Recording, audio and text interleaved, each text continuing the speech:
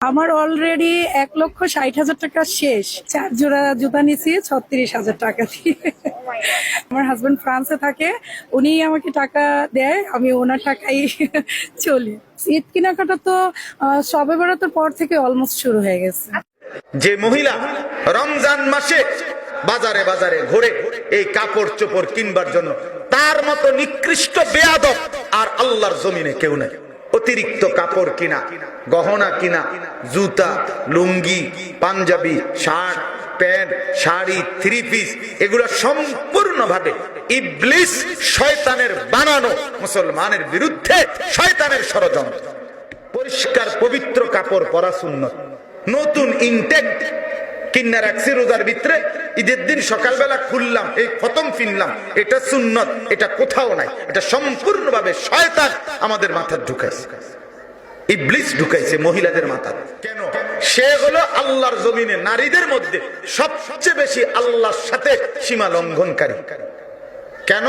আল্লাহ রমজানে বলছে আমি রহমত দেব, আমি মাগফিরাত দেব, আমি নাজাত দেব। রমজানে আমি আল্লাহ সবকিছু দ্বিগুণ বহুগুণ 70 গুণের চাইতে বেশি বাড়ায় দেই, তুমি আমার দিকে আসো। আর নাফরমান বেড়ি বলতেছে খোদা তোমার রহমত, তোমার মাগফিরাত, তোমার নাজাত এটি তোমার দ্বারে রাখো। আমার দরকার জুতা, আমার দরকার শাড়ি, আমার দরকার গহনা, আমার দরকার এগুলো, আমি এটি দিয়ে কিনবো। আমার দরকার হলো জুতা, আমার যাতে জুতা দিয়ে ফিরে ফেরেশতা। কি বলেন?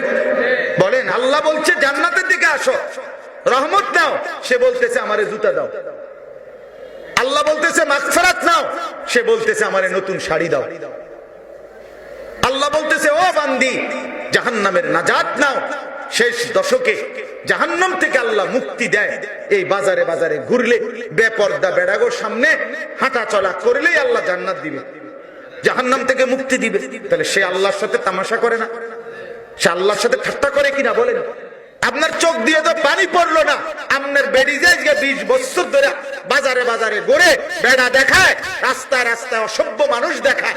আপনার মেয়েটা, আপনার চোখ দিয়ে তো কোনোদিন পানি পড়ে না। আপনি কি জাতের মুসলমান মিয়া? কি ধরনের মুসলমান আপনি?